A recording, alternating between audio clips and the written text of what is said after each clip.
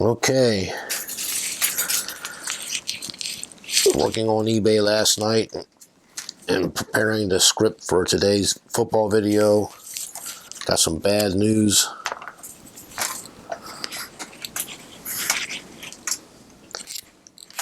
The roof sprung some leaks.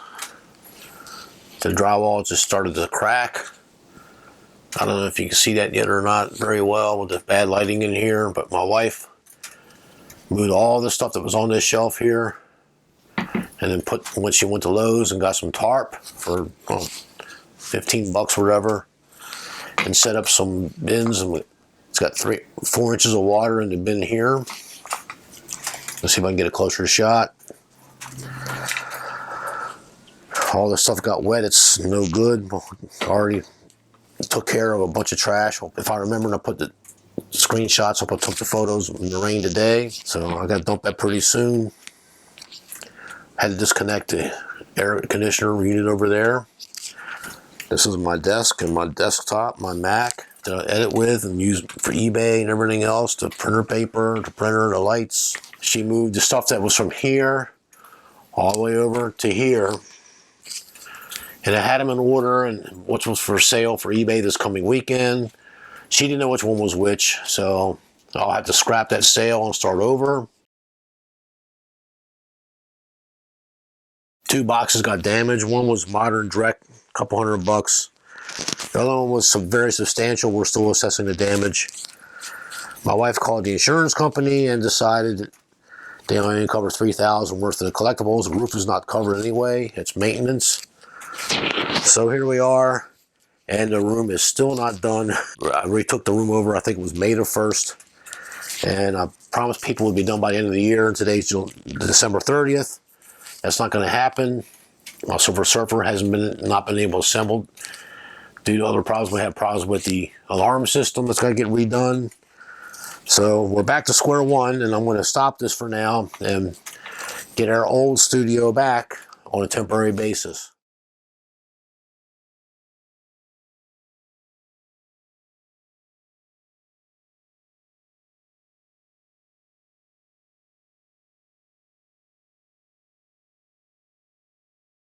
Good evening. After all this fanfare, welcome back to my channel. I'm Jack Remington. I'm the host of the Jack Remington NFL channel. Pardon me. Didn't do too good last week. 1 win, 4 losses. We stand now at 42 wins, 32 losses, and 1 push. That 1 push, you get half a point. Okay. And I won't make any noise. And you got Gemini. Gemini could be Roethlisberger Jr. Yeah. Okay, I got my Ben Roethlisberger jersey up here. It shrank. Well, I really gained a lot of weight. I bought a youth size large instead of the men's size large. So it's $40 on me. So I think Ben Roethlisberger is a first ballot Hall of Famer. What he's accomplished on the football field is to be commended. I think he's a great football player. I can't say enough good things about him. I know he had a couple bad spots early in his career. You know, we all have our bad days, but he's since past that, and he's grown, and he's a family man now. And I think he realizes the folly of his young, youthful ways that we all have. So this video is dedicated to John Madden, and I want to get that out of the way because he was the Oakland Raiders. He's the winningest coach percentage in football history with at least minimum 100 games as a head coach. He had the toughest competition of all time. He had the Pittsburgh Steelers, the Steel Curtain, all those years in the playoff games. They would always meet in the AFC Championship game, and the Steelers beat him like 3 times in a row before he finally won one. Al Davis hired him on the spot when he was invited for a practice, and he wasn't even looking for a job.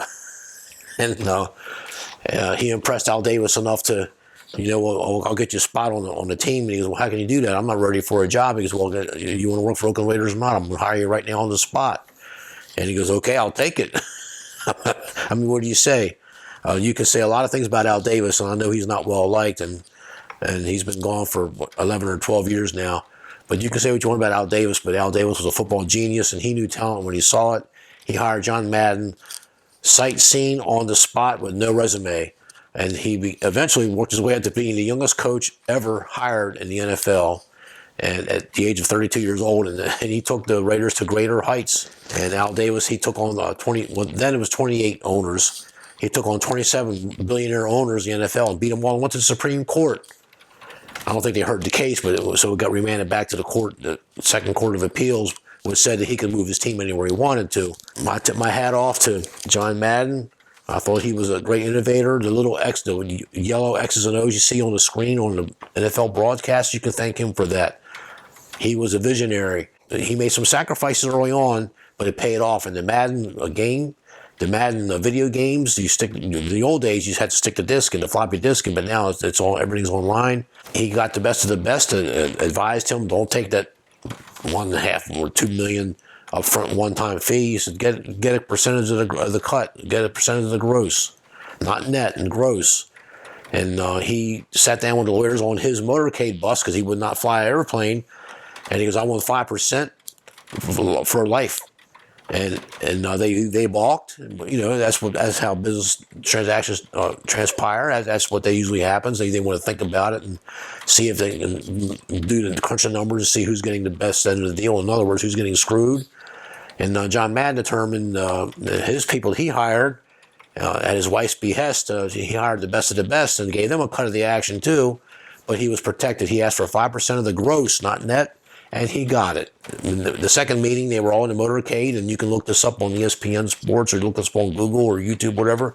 And it shows the old faded 1980s type photo, Polaroid photo. And he told me, he goes, hey, look, you know, I'm busy. I'm a busy man. We can do this now, and we'll just take it, or, you know, I'm not going to do it. Without me, there'll be no Madden Sports. And EA said, okay, you got it. And that was the last meeting. He signed the paper right then and there, and he wrote that 5% handwritten in there on the blank line, and went to some place, got a copy of it, and that was it. And he wound up making $250 million like for the next 20 years off of that. I mean, he did very well. So I tip my hat off to you, John Madden, because you were a very good contributor to the Oakland Raiders. And that's right. Our first pick for this week's games for Week 17. We are taking the Las Vegas Raiders plus 6.5, and they're at the Indianapolis Colts, the hottest team in football. But the Raider Nation is going to rise up. You need to save this video. I feel really good about this. And I want to take you back whatever year it was when Al Davis passed. The Oakland Raiders, I think they had won one game or two games. They were bottom feeder. They were at the Houston Texans. And Houston Texans back then, they had Matt Schaub. They were a playoff team, and they had Super Bowl aspirations. And the Raider Nation rose up and they beat them. I'm pretty sure the score was 21-16 or something like that. With the fourth quarter, last minute touchdown. And the Raider Nation is going to rise up one more time in honor of John Madden, and they're going to show these Colts a thing or two. So that's our first pick. We're going to go with the Las Vegas Raiders plus 6.5. John Madden, that's for you. Okay, the next game, we're going to take the New England Patriots. I mean, 2 weeks left to go, and I've gone 2-8 the last 2 weeks, not doing very well. I lost my big momentum. I'm out of the money now, so I'm just going to just pick the teams I like and just hope for the best. I'm still using some skill trying to win the games. I'm going to pick them just because I like them. I mean, I really think that they got a good chance to win the games. I know New England Patriots are going to come out smoking, and I'm really angry at the Jacksonville Jaguars. I had them last week. I'll talk about them after I make all the picks. I just think Bill Belichick, those guys know they need to win this game. If they can win this game, they're in. So they're in the playoffs some way. They'll have to travel. They'll be a wild card team, but that's never bothered Belichick too much. He has his ways. So we're going to take the Patriots on. I'm pretty sure they're going to win the game, so we just got to hope they cover the 15, and I think they will. Pick number 3, another tough one, but I honestly think I have a good chance with this. We're taking the Cincinnati Bengals at home. They're home dog.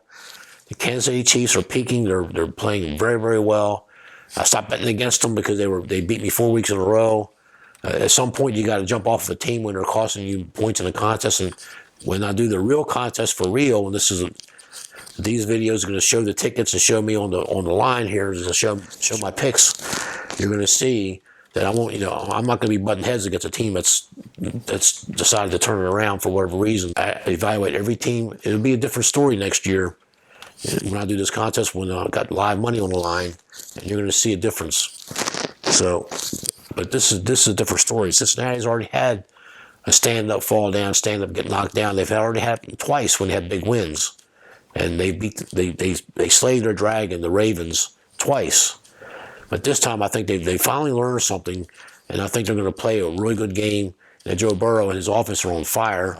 If they can just keep running the ball with Mixon and just keep passing the ball and if they can get a lead on Kansas City, I think they can win this game outright. Cincinnati can come from behind, but if you look at all the Cincinnati Bengals games, when they had these big wins, they start out really well and they have a lead and they just grow off that lead. They build off that lead like a snowball avalanche. And Patriots are like that too. When Mac Jones gets a lead, then he can mix in his running with the passing, and it throws the defense off balance. But when New England's not, apparently, they're not a good comeback from behind team, although they almost nearly pulled off a miracle against the Colts a couple weeks ago. The game was closer than the score indicated. And last week, the Bills game was closer than indicated too, but we'll talk about that later. We're taking Cincinnati Bengals plus the 5 home underdog. They may lose the game, but a 3-point game in overtime, we'll take it. Game number 4. Another game I honestly think that the team has a chance is we're taking the Broncos plus 6.5, and they're at the San Diego Chargers, the Los Angeles Chargers. The Chargers got slonkered, and I had them on my added games. I had them on the money line. It cost me almost 500 units. I had the Chargers minus 10.5. They lost that. They lost the game outright. They looked bad, and they were horrible. And Texas pulled off a wire-to-wire game against a team like this. But the Chargers are a good team, and they got something to build off of. And I think the Chargers are going to be a formidable force in a couple of years to be contended with when they fix their special teams and their defense. So, but we're going to go against them here because the Broncos still actually have a mathematical chance to get the 7th seed if a bunch of teams lose and this happens, that happens. But the problem is that they can't score too many points because they got that Drew Lock in there, and he's not very good. But I think Fangio is going to pull a rabbit out of his hat, and he's going to get that Williams, that little running back, and they're going to run the ball, lower the temperature of the game down.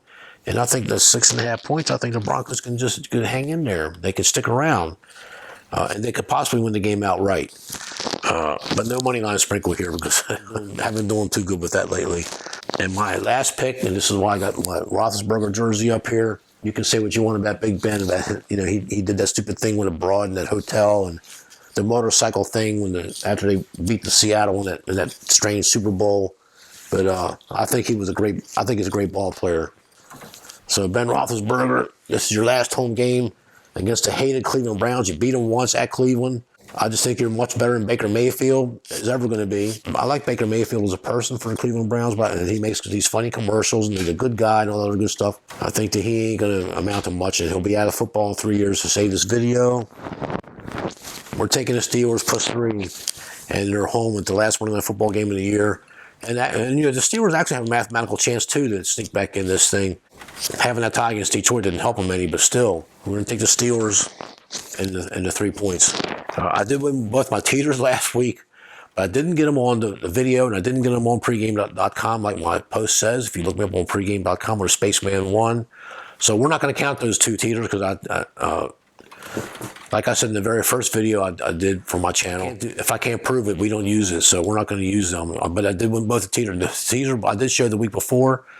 I got a little cute. I was using a 7.5 point teaser because I was only paying the 135 juice. I tried to save $5 instead of using the 8-point teasers, and the Colts beat them by the Patriots were 2.5 point dogs, and they lost by exactly 10 points. So if I had used the 8-point teaser like I was supposed to, I would have had a no play on that teaser instead of the push because I used the 7.5 plus 2.5 is 10.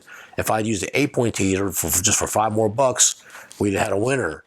So because the second leg was a winner, I forgot who we had, but they won by. The teaser won by 30 points.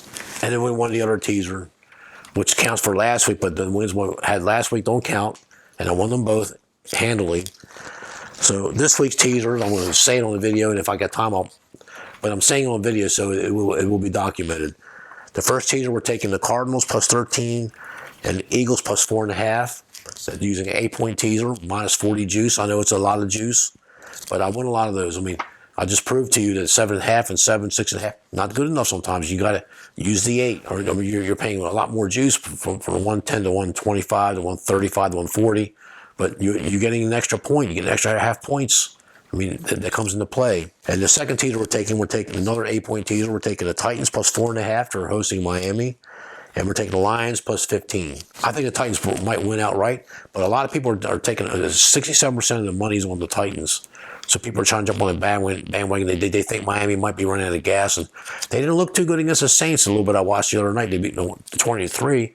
Okay, but their offense didn't score a touchdown. They had a pick six in the second quarter, or whatever, early in the game, in the first half, and they put Miami ahead.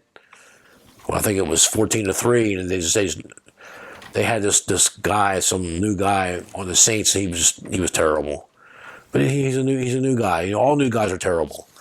So I mean, they're better than we're ever going to be. We're armchair quarterbacks. I need to say that too. I mean, I have much respect for the guys that are putting they've jumped off the cliff.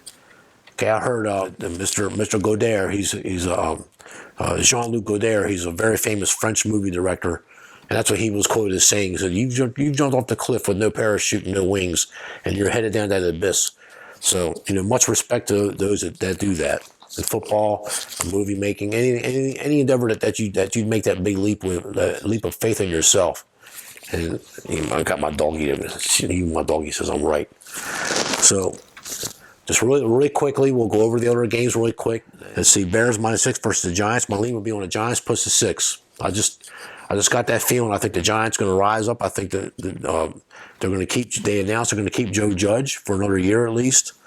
But I think they've been firing him for a couple of years, so I think he's finally done. Even though they pulled off a good win last week at Seattle, they were down 7-0 that snowstorm. They still came back and won, not only covered, they won the game outright. Next game, Buccaneers -13 versus the New York Jets. I think the Buccaneers. I think they're in the third spot. They're behind Dallas for the second seed, and Green Bay's got the first seed. So they're all playing for that first seed. They got that one. The format's been changed. The first two seeds used to get the bye and get a week off, a rest. But not anymore. They added an extra week, extra team in the playoffs. They had a set up where only one team gets to bye now. I don't know all the mechanics of that. It's not important. But they all want that week of rest, except Bill Belichick. But Tom Brady, he keeps tearing the Jets up. And I think the Jets don't want to play against Tom Brady. He's not with New England anymore, with Tampa Bay. But I think 13 points I think they may even take Tom Brady out the second half. Oh, and by the way, I think the coach Bruce Arians got the COVID-19 protocol. And there's another, I think one of the support staff, I don't know if it's the physician or the trainer, the equipment man, it was one of the other assistants on the Tampa Bay team Bucks, a non-player, a personnel person, got the COVID-19. So I don't know who's going to be running the team for that game, so we're going to pass this game because this COVID thing, I can't keep up with it all, and I'm 0 for 7 with every time I keep trying to bounce against the COVID-19. I'll talk about that in a bit. I gotta hurry up. We already got the Cardinals. Let's see. We scratched the Cardinals for our big pick. We replaced the Cardinals. We replaced them with the Patriots. I mean, Cowboys keep covering the number, and the Cowboys are one of my poison teams. When I bet on them, they get beat like when the Broncos destroyed them, and when I bet against them, they kill me. So we scratched that game because I can't get a read on the Cowboys team. Saints -7 versus the Panthers. I mean, now if again the COVID-19 crap, if Taysom Hill is going to play for quarterback for the Saints, I like the Saints to destroy the Panthers. However, if Taysom Hill is not playing, they got that Ian Book, whatever his name is, that new guy, that new quarterback that only got him a field goal. I think the Panthers could cover this number, if not win the game outright. The Saints are still in it, but I have a hard time believing that a team that had a 5-game losing streak is still make the playoffs. I'm still wrapping that around my head, and I don't ever remember a team that had 5 consecutive losses in the middle of a season. Okay, not the beginning or the end of the season, but the middle of the season. I can never remember a team that make the playoffs. So that history is against the Saints here. So we're going to pass this game. Eagles -3.5 versus Washington. I was all over the Eagles, but you know what? 82% of the money's coming in is on the Eagles. Everybody's jumped on the Eagles bandwagon. This was a big point reversal. The local headline had the Washington football team. They were home dog. Well, then they were home favorite. They were a 3.5 point favorite at the early line 2 weeks ago. But now Washington's they got destroyed by the Cowboys, and the Eagles are surging. And the Eagles won 5 of 6. And everybody's jumping on the bandwagon. So we're going to pass this game too. Titans -3.5%. We got the Titans on a teaser, but still 67% of the money's on the Titans. The metrics are against the Titans. The metrics are actually for the Dolphins. Straight up one-shot bets, the straight bets. So your best chance in the NFL is straight bets. Forget these teeters and pleaters and combos and this and that. They're just fun bets. They're just recreational only. But if you want to make money in the NFL, this is the way to go. You do straight bets, and you just pick the team you think is going to win. I think the Titans could still win this game, but 3.5. I mean, I'm looking at a field goal type game, but they got two defensive teams. Now you got to remember, Titans got to keep winning because they hear the Colts' footsteps coming. Now they swept the Colts, but that was in the middle of the season. They're getting some people back, but they're still not quite the same. Like Tannehill, I told you he was going to improve, but the Dolphins are a surging team. I'm a little worried about that game, so on the straight bet, we're going to pass that. Okay, we got the Broncos. 49ers minus 12 versus the Texans. Garoppolo's out for the 49ers, and I think 12 is a big number for the 49ers, even though they're got a good chance of sneaking in the wild card. The Texans, they showed me something when they destroyed the Chargers last week. And I mean, I got the Chargers up as a good offensive team. And now the 49ers with this Lance is going to be playing for the 49ers. I never heard of him. I don't know much about him. And I think 12 points is a lot of points to give a team like the Texans that got something, the Texans, if they have won their way out of the number one draft pick, and I think Mr. Culley is playing for his job, my lean would be on the Texans. You got to hold your nose with the ugly dogs, and that's what I would do. We got the Lions plus 15 on the teaser, but Seahawks minus 7 versus Lions. Lions still playing hard. They don't care about the number one draft pick. They're gonna try to win some games. And the Seahawks, they're not what they once were. They shouldn't be laying 7 to anybody. I think the Lions plus 7 is my lean. Rams minus 3.5 versus the Ravens. And again, the COVID-19 crap. Is Lamar Jackson going to play? Is that Hundley guy off the COVID-19 thing? We don't know. I think Lamar Jackson is going to play, but the Rams got to keep winning. I mean, the Rams can't sit on their rear end. Matthew Stafford had a bad game last week, but they still won against the Vikings. But I'm looking for Matthew Stafford to bounce back. I'm telling you, he's a top 5 NFL quarterback. He played on the bad team. He wasted the best years of his life on Detroit Lions. And now the Rams got him. They're getting him in the latter half of his career. And can he be a Tom Brady and keep playing till he's 44? I don't know. I look for the Rams to bounce back. My lean would be on the Rams. I know the Ravens are desperate, and I know they're home, and I know they're home underdog, but the Ravens' defense is terrible. It's not what it once was, and Harbaugh needs to fix and retool that defense. He's trying to mask the deficiency, and he's got an experienced coach. He's a great coach. But he's going against the younger, stronger behemoth of the Rams. And the Rams went all in, getting Odell Beckham on the offense to help spread some of that, stretch that field. I should scratch one of these other games and put the Rams on there. Is what I should do. I feel that strong about the Rams. Next game, Packers minus 6.5 versus the Vikings. The Vikings beat them once, but at Minnesota. But everybody's saying the Vikings is Vikings. Well, the Green Bay. I've been saying all year the Green Bay Packers. From last year, they were the second best team in the NFL. But this year, I got them as the best team in the NFL. They got the number 1 NFC seed. I think they're going to come out. I think they're going to just put the Vikings out of their misery. They eliminate a wild card team that knows them well. I mean, so they're going to kill 2 birds with 1 stone. I think my lean will be on the Packers and cover that 6.5. I think they're going to destroy the Vikings. And we are talking about the Steelers. Okay. I just want to talk really quick. I mean, I was 0 for 7 when trying to pick these different COVID games the last 3 weeks, and I've lost them all. Jacksonville Jaguars was the perfect case in point. There was 20 people on the Jets team that were out for the COVID. Their coach was out. There was 2 more personnel that was out. There were 23 people on the New York Jets team were off the field that week. They just got rid of Urban Meyer 2 weeks ago. They looked good against Texas. They did everything except win the game. They were looking good. And I thought, well, and it's even. I love picking even games or low to no point games because if you can win them, you're not risking much. You just got to pick the winner. You don't have to worry about the points getting you. And I lost both of them. I had the even with the Broncos game. I lost that one too. I lost both my even take last week. But the Jacksonville, I felt I made the right pick because back and forth, looking pretty good, looking pretty bad, looking pretty good, looking pretty bad.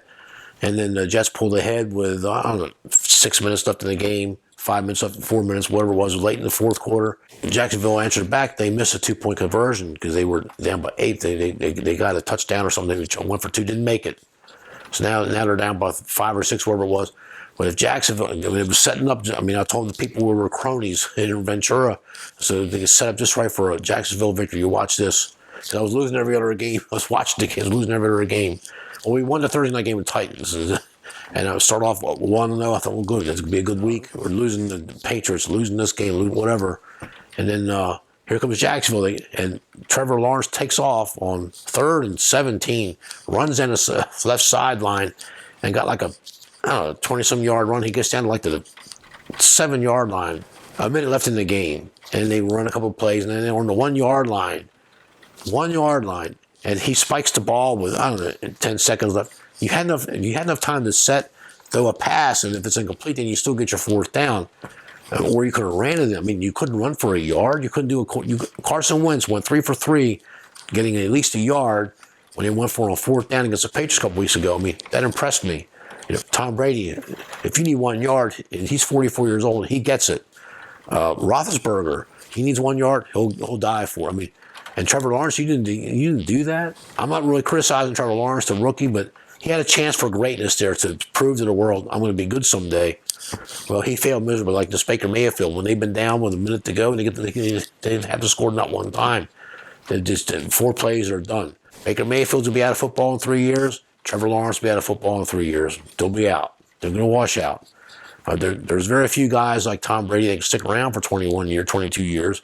Very few guys like Ben Roethlisberger stick around for 18 years. Aaron Rodgers for 17 years. There's very few guys that are that good. And let's face it, Baker Mayfield and Trevor Lawrence, they're not showing us any of that. That's why the Jets got rid of Sam Darnold. Darnold did that too. There was 5 games in a row when he got the ball with 2 minutes left to tie or win the game. He went 0 for 5. I mean, he just doesn't have it. I mean, the greatness, at least Cam Newton showed some greatness early in the career when the Carolina Panthers had him. He's washed up now, but early in his career, he had it. So I'm here to tell you, I've been watching football since I was a 7, 8-year-old boy, and I'm telling you, I've seen quarterbacks. Heath Sherwood, Redskins, a washout. He runs for Congress. That shows you what kind of people that they get. And I haven't heard much out of Heath Sherwood. I think he lost his last election, when the last time he ran. So some people just don't have it. And Trevor Lawrence had his chance to show that he had something, didn't do it. So now I'm really mad at Jacksonville. And I want New England to pound the living crap out of them, to teach them what the NFL is all about. Make them sell commercial insurance downtown LA somewhere, or Newark, wherever the hell he's from. So I know I had a couple more things to talk about, but I just wanted to close this video out saying I hope Roethlisberger does well for his last home game for the Steelers. And I want to tip my hat off to John Madden. I can't say enough good things about him. I hope you enjoy these videos and a little bit of the breakdowns. But all right, Big Ben, you got to do it. Thank you, everybody. Stay tuned for next week's video.